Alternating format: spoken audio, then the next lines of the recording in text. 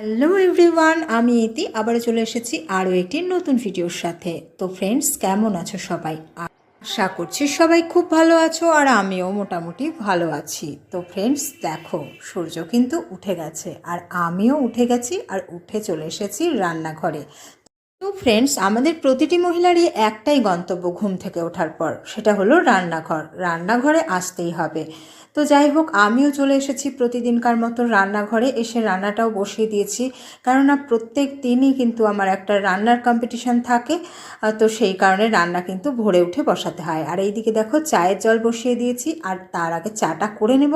ভাত একদিকে বসিয়ে দিয়েছি, তারপরে ঝটপট রান্নাগুলো করে নেব। আজকে আবার সবজি টবজি তেমন কিছুই নেই। যে ছিল কিছু শুটকো বেগুন, তো সেই শুটকো বেগুনগুলোকে একটুখানি পোড়া বসিয়ে দিলাম, যেহেতু আজকে শুক্রবার, আর শুক্রবারে একটু পোড়া করা যেতেই পারে। আর এইদিকে একটু মসুর ডাল ধুয়ে নিচ্ছি, সেটাকে আমি কৌটোতে করে সেদ্ধ দিয়ে দেবো ভাতে। তো ওইভাবে করে আমার ডালটা সেদ্ধ হয়ে যাবে, আর ডালটা করে নেব। আর তারপরে রয়েছে আজকে একটা বিশেষ বিশেষ বিশেষ রেসিপি, যেটা আমরা সবসময় ঘরে কিচ্ছু না থাকলে করে থাকি। সেটা হলো ডিম। আর এই ডিম হলো আমাদের সংসারে ছাই ফেলতে ভাঙাগুলো। কেউ যখন না থাকে তখন তাকে কিন্তু দরকারই পড়ে।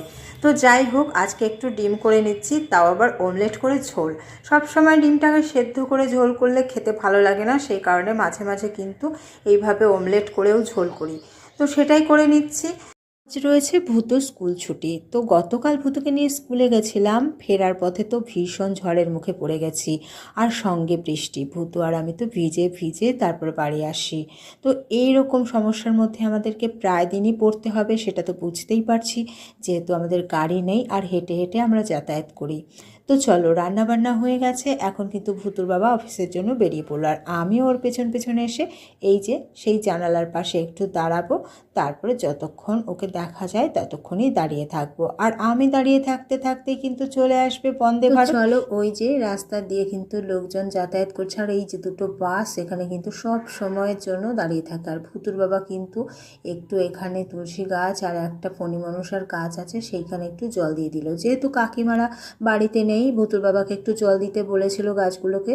তো ও প্রত্যেকদিন অফিস যাওয়ার সময় কিন্তু জল দিয়ে যায়। তো যাই হোক, ও বেরিয়ে গেল হেঁটে হেঁটে, ও কিন্তু স্টেশনে যাবে। আর ওইদিকে দেখো, একটা মালগাড়ি কিন্তু চলে যাচ্ছে, আর আমি কিন্তু এইখান থেকে ভুতুর বাবাকে, ওই যে মালগাড়ি চলে গেল তার ওই পারের রাস্তাটাতে দেখতে পাচ্ছি।